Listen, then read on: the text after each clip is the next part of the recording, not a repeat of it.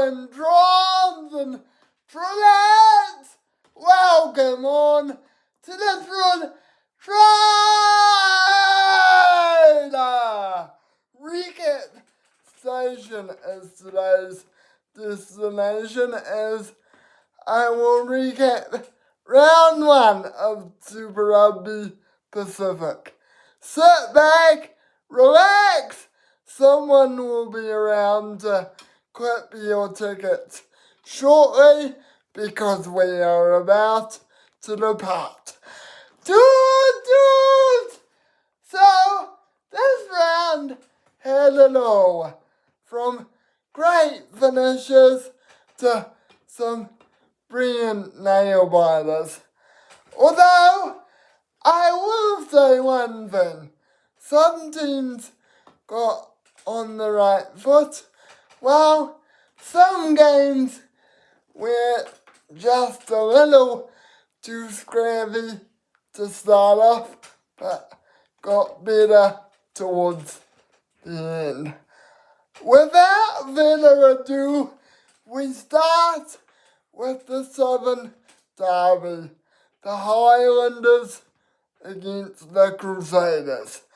Can the Highlanders open the season with a spectacular win, or will the Crusaders travel down to Dunedin and spoil the party?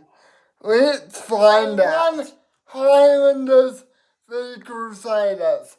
Pack had the Crusaders by 28 bucks, but unfortunately that all went out the window, which I'm not happy about. Synopsis of the game. Messy start by both teams, saw penalties galore in the first half, but minus that, some brilliant back free play saw the Highlanders strike first in spectacular fashion. But then, minutes later, the Crusaders responded with something interesting, in my opinion. Started by the forwards, but finished by a back, which was quite puzzling. Anyway, a 10-8 lead by the Crusaders at the break, but unfortunately their discipline followed them in the second half, as through even though a strong comeback, the Highlanders stepped it up another gear and not even a last-ditch effort could save them. Well done, Highlanders. Lessons to be learned, Crusaders, but great Southern Derby rivalry to start off the season. I'm really happy I watched this. Matchup of the game goes to Jack Taylor versus George Bell. These two hookers had moments that could not separate them. They were in each other's faces the whole time and even got into the niggly stuff quite early, which was quite spicy for me. Try of the game goes to Angus Tarbell. Some brilliant work was done in the lead up by his fellow forwards, and all he had to do was score. It was really quite something. Next game, Waratahs versus Reds. Game 2, Tars v Reds. Pack had the Waratahs by 16, so pretty pleased. Synopsis of the game. Tat for tat, first half, it was a case of as soon as one side started to pull away, the other one would strike back. Both teams put on some spectacular set plays and we're just really giving each other hell, particularly the forwards. Oh my god, I was really enjoying it. But a late yellow card for the Reds saw the Waratahs go on a rampage and they just couldn't be stopped. Some brilliant forward pick and goes along with some great forward line out work and driving maul really set the tone for the Waratahs, and yeah, it was no use for the Reds. Well done, Waratahs fans, you made me proud. Condolences, Reds fans.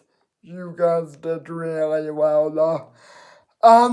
Try of the match would have to go to Max Jorgensen, in particular the second one where a late Charlie Gamble pass had me out of my seat. I was that excited I couldn't beg to differ, and yeah, it was really quite something. The matchup of the game, Fraser McWright and Charlie Gamble, the two number sevens, really got stuck in and had some brilliant moments. They couldn't be separated in the breakdown and really gave each other hell. It was quite menacing to watch. Next game, we've got Moana Pacifica taking on the Fijian Drua. Can Fiji continue their dominance at home, or will Moana finally get the win they've been seeking? Game 3, Fijian Drua versus Moana Pacifica. Pick.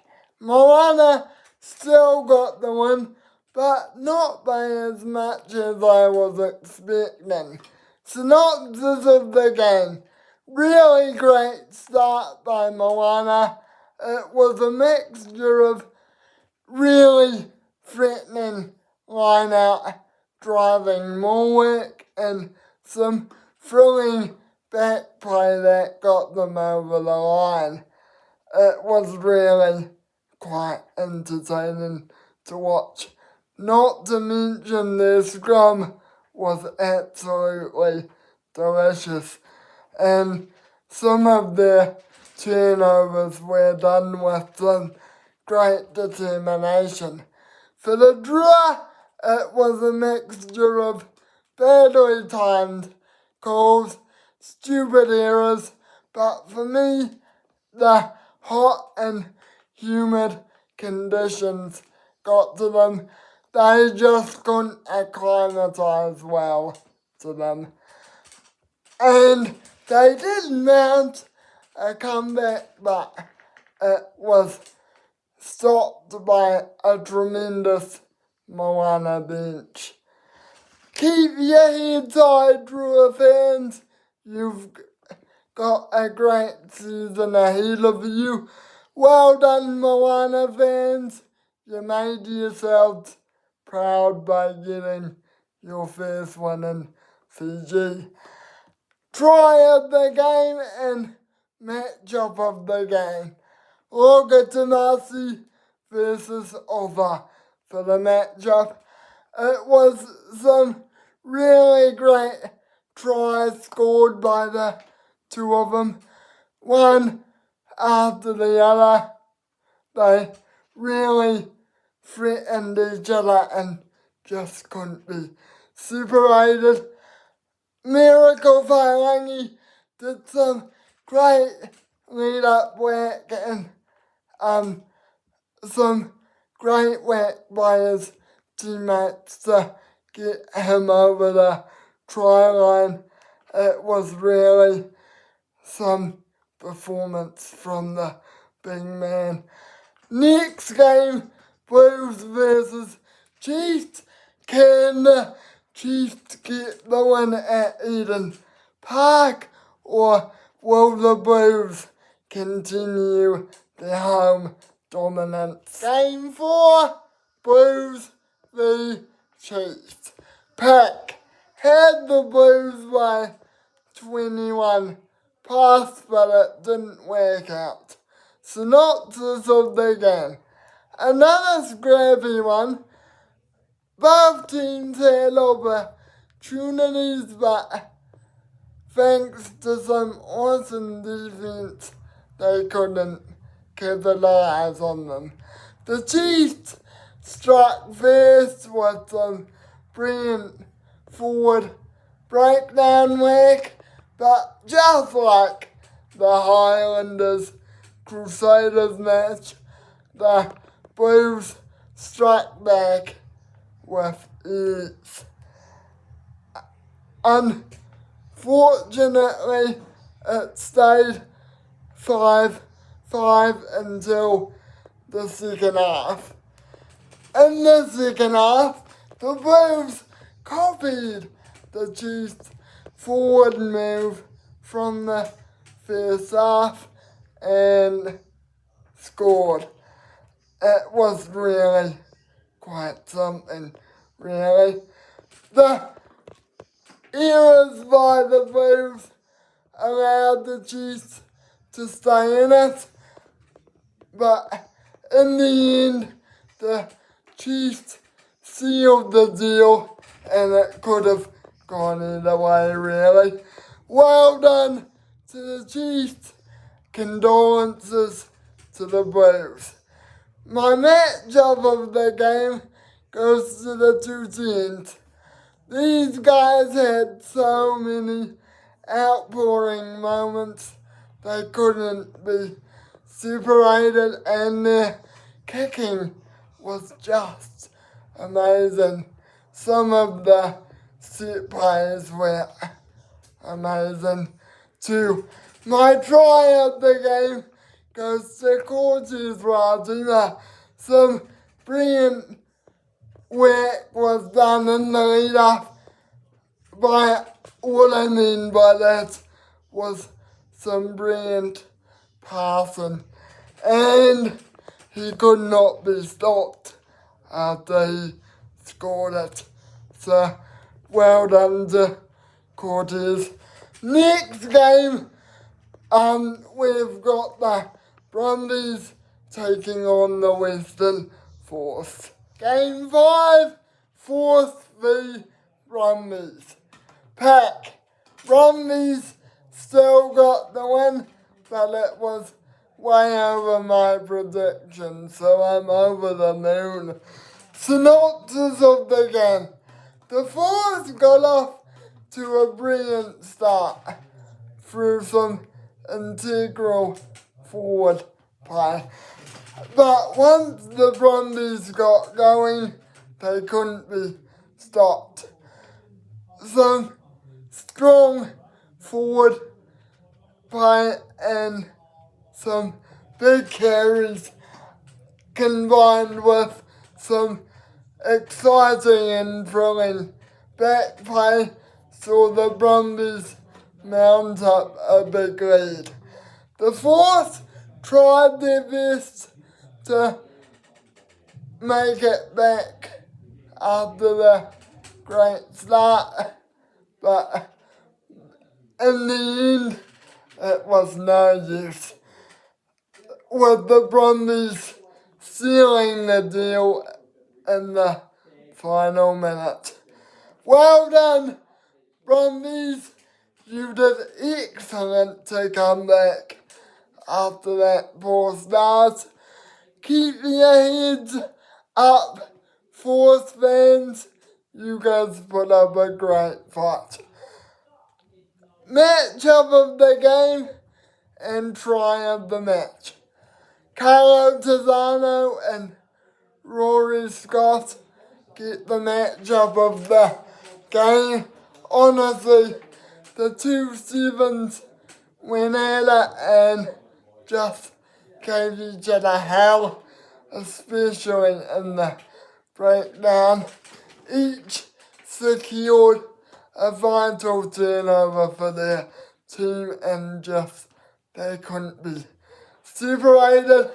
The try of the game goes to Franco Molina as some brilliant lead-up work was done by Ben Donaldson. Franco was running in support. Ben kicked it and Franco just picked it up and got it down. It was really quite something.